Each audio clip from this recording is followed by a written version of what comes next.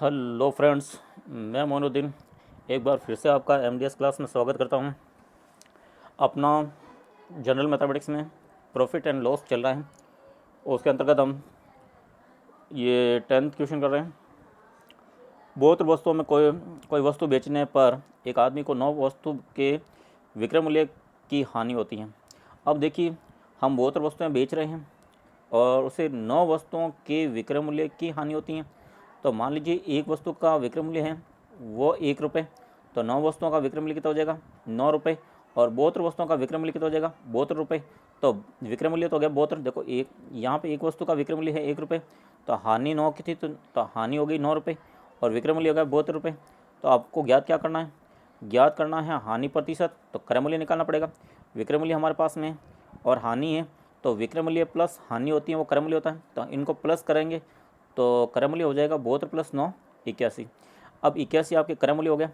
अब प्रतिशत निकालना है, तो प्रतिशत हानि वो हानि 9/81, 9/81 इंटू 100। अब 9 से काटेंगे तो ये 9 आ जाएगा, 100/9, 100/9 का हम 11 से 1/9% करेंगे। अगला सवाल देखते हैं, क्वेश्चन नंबर 11। इसमें आपको 72 वस्तुओं को बेचने पर एक आदमी को 9 वस्तुओं की विक्रय मूल्य का लाभ होता है। तो वापस से वही, एक वस्तु का विक्रय मूल्य 1 रुपये, तो 9 वस्तुओं का विक्रय मूल्य हो जाएगा 9 वस्तुओं का विक्रय मूल्य हो जाएगा 9 रुपये। तो 9 रुपये तो हो गया लाभ, तो 9 वस्तुओं का, अब देखिए एक वस्तु का विक्रय मूल्य 1 रुपये, लाभ हो गया 9 रुपये, और 72 वस्तुओं का विक्रय मूल्य कितना हो जाएगा 72 रुपये।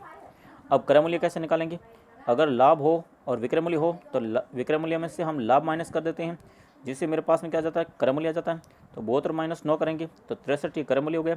अब प्रतिशत लाभ बताना है, तो प्रतिशत लाभ के लिए लाभ यानी आपके 9 बटा क्रय मूल्य, क्रय मूल्य हो गया 63 इंटू 100, तो ये परसेंटेज लाभ आ जाएगा। इसको 9 से काटेंगे तो ये 7 बार 100/7, 100/7 को क्या कैसे लिखेंगे, ये 14 सही 2/7% आ जाएगा। तो इस प्रकार से ये सवाल कंप्लीट हुआ। अब नेक्स्ट, अगर 72 वस्तुओं को बेचने पर हमने 72 वस्तुएं बेच दी तो एक आदमी को 9 वस्तुओं के क्रय मूल्य का लाभ होता है। अब 9 वस्तुओं की क्रय मूल्य का लाभ होता है, तो अब वस्तु का क्रय मूल्य हम मानेंगे 1 रुपये। तो माना कि एक वस्तु का क्रय मूल्य 1 रुपये, तो 9 वस्तुओं का क्रय मूल्य के बराबर लाभ होता है, तो लाभ हो गया आपके 9 रुपये, लाभ हो गया 9 रुपये। अब 72 वस्तुएं बेची तो 72 वस्तुओं का क्रय मूल्य कितना हो जाएगा, तो 72 वस्तुओं का क्रय मूल्य हो जाएगा आपके 72 रुपये। अब क्रय मूल्य अपने पास में है और प्रतिशत लाभ है निकालना है, तो प्रतिशत लाभ 9/72 इंटू 100, 9 से काटेंगे तो ये 8 बार हो जाएगा, 8/100, 8/100 को 4 से काटेंगे तो 25/4 आ जाएगा, और 25/2 आएगा। 25/2 को हम क्या लिखेंगे, ये 12 सही 1/2। इस प्रकार से नेक्स्ट, ये सवाल बहुत ही अच्छा सवाल है। अब देखिए क्वेश्चन नंबर 13। इसमें आपको 10 मोमबत्ती बेचने पर एक आदमी को 3 पेन के विक्रय मूल्य का फ़ायदा होता है, और जबकि 10 पेन बेचने पर उसको 4 मोमबत्तियों के विक्रय मूल्य का नुकसान होता है। तो ये व्यक्ति 2 सौदे करता है, एक तो यहाँ तक करता है कि 10 मोमबत्ती को बेचने से एक 3 पेन का विक्रय मूल्य का लाभ होता है, ये पहला सौदा। और सेकंड सौदा, जब 10 पेन बेचता है तो 4 मोमबत्तियों के विक्रय मूल्य का नुकसान होता है, ये सेकंड सौदा। अब दूसरा बात यहाँ पे दे रखा है हानि प्रतिशत आएगी और लाभ प्रतिशत आएगी, उसके कीमत है वो बराबर हैं। और फिर एक और चीज़ दे रखी है कि मोमबत्ती का क्रय मूल्य है, मोमबत्ती का जो क्रय मूल्य है वो पेन के क्रय मूल्य से आधा है। तो मोमबत्ती का क्रय मूल्य है जो पेन के क्रय मूल्य से आधा है, तो पेन का अगर क्रय मूल्य हम 2x मानेंगे तो मोमबत्ती का क्रय मूल्य x आ जाएगा। इस प्रकार से फिर आपको निकालना क्या है, मोमबत्ती और पेन के विक्रय मूल्य का अनुपात निकालना है। तो इनके विक्रय मूल्य को हम मान लेते हैं। आप देखो स्टार्ट करते हैं। सबसे पहले तो मोमबत्ती और पेन क्रय मूल्य, इनके 2 क्रय मूल्य दे रखे थे कि मोमबत्ती का क्रय मूल्य पेन के क्रय मूल्य से आधा है, तो पेन के क्रय मूल्य को हम 2x मानेंगे तो मोमबत्ती का क्रय मूल्य क्या हो जाएगा x। तो पहला काम तो इनका क्रय मूल्य तो हमने मान लिया।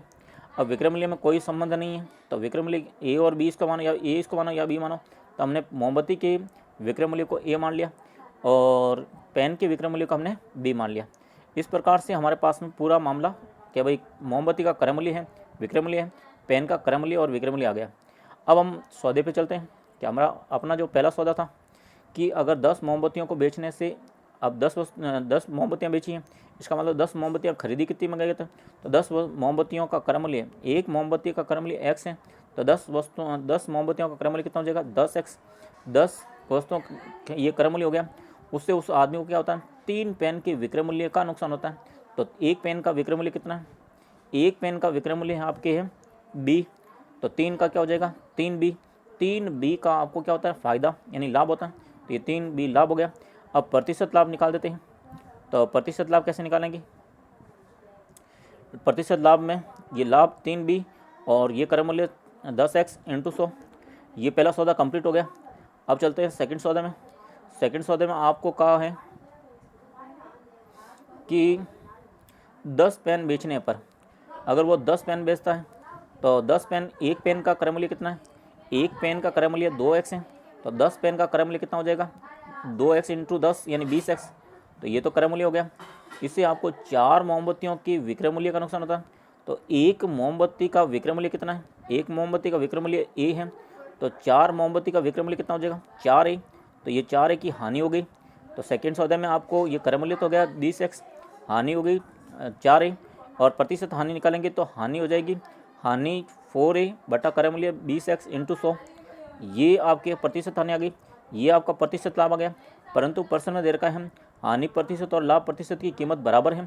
तो अब हम इन दोनों को बराबर करेंगे। यहाँ पे जो ये चीज़ आई थी लाभ वो यहाँ रखा, यह हानि प्रतिशत है, ये प्रश्न में दे रखा है, ये दोनों इक्वल है। तो दोनों को बराबर रखेंगे तो 100 से तो 100 कैसे कैंसिल हो गए, और ये x से x कैंसिल हो जाएगा, ये 0 से ये 0 कैंसिल हो जाएगा, 2 का भाग इसमें देंगे तो 2 आएगा। तो आपके ये a बचा, तो a को तो इधर ही रहने दें, यहाँ b इधर ट्रांसफर कर देंगे तो ये b, और इधर आपके ये 3 है तो 3/2। तो a b यानी a अनुपात b आया, वो कितना आया? 3/2। ये 3/2। तो इस प्रकार से आपको पूछा गया था कि मोमबत्ती के और पेन के विक्रय मूल्य का अनुपात, मोमबत्ती के और पेन के विक्रय मूल्य का अनुपात, ये आपके 3/2 आ गया।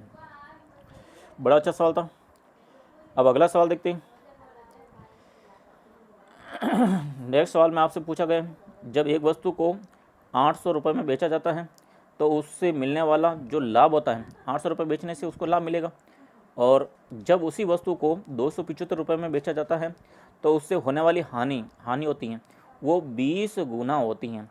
अब जो प्रॉफिट होता है ना, उससे जो मिलने वाला लाभ होता है उसको इतना बेचने से होने वाली हानि से 20 गुना। इसका मतलब जो प्रॉफिट है वो 20 गुना है लॉस से। तो ये एक तो संबंध ये दे रखा है आपको। अब देखिए दोनों ही कंडीशन में ये भी विक्रय मूल्य है, ये भी आपके 275 विक्रय मूल्य है, तो ये 800 विक्रय मूल्य है और ये 275 रुपये विक्रय मूल्य है। तो हम यहाँ क्रय मूल्य मान लेते हैं, ये क्रय मूल्य है। अगर आप ये विक्रय मूल्य लेते हो तो यहाँ पे लाभ होता है, तो ये लाभ होता है, और अगर ये करते हो तो यहाँ से हानि होती है। अब ये जो आपके इन दोनों का अंतर करेंगे वो किसके इक्वल होगा? 800 में से मैं 275 बाकी निकाल दूँ तो 800 में से ये 300 चले जाएंगे तो 525 आ जाएंगे। तो ये अंतर आएगा 525, वो किसके इक्वल होगा? ये प्रॉफिट प्लस लाभ के, यानी प्रॉफिट प्लस लॉस के। ये पहला इक्वेशन हो गया। और एक इक्वेशन आपको दे रखी थी कि ये जो प्रॉफिट है वो आपकी 20 गुना है लॉस से। तो यहाँ पे P का मान अगर मैं 20 रख दूँ तो 20L और एक L 21L हो जाएगा आपकी 525। तो 525 में 21 का भाग दे देंगे तो लॉस आ जाएगा आपके कितना? 525 में ये एक 2 बार जाएगा, 21 का 21 दूनी 42 2 बार, और फिर 8 9 10 यानी 10 बचा तो 105 यानी 25 बार जाएगा, तो लॉस हो गया 25। तो इस प्रकार से लॉस तो आपके हो गया 25 और प्रॉफिट हो जाएगा इसका 20 गुना। तो इसको 20 से गुना करेंगे तो 25 दूना 50 यानी 500। तो इस प्रकार से आपको लॉस तो होगा 25 और लाभ होगा, ये लॉस तो होगा 25 और प्रॉफिट होगा 500। पूछा क्या है आपसे? तो वस्तु के इस प्रकार से जो प्रॉफिट तो आ गया आपके 500 रुपये, तो प्रॉफिट हो गया आपके 500 रुपये और लॉस हो गया 25। अब आपको पूछा गया है प्रश्न में पूछा गया है कि आपको 20% लाभ कमाने के लिए वस्तु किस कीमत पर बेचनी है। तो यहाँ पे आपको 800 रुपये तो इसका विक्रय मूल्य था। अब यहाँ प्रॉफिट आया था 500 रुपये, तो 500 घटा देंगे तो इसका जो क्रय मूल्य आएगा वो आएगा 300 रुपये। अब 300 रुपये क्रय मूल्य है, उस पर अगर मुझे 20% लेना है तो 300 इंटू 20/100, ये 0 से 0 कैंसिल हो जाएंगे, यानी 60 रुपये। तो मुझे 20% लाभ कमाने के लिए 360 रुपये में उस आदमी को बेचना पड़ेगा उस वस्तु को। तो पूछा गया है तो ज्ञात करो कि 20% लाभ कमाने के लिए वस्तु को किस कीमत पर बेचना है, तो 360 में। तो अब देखिए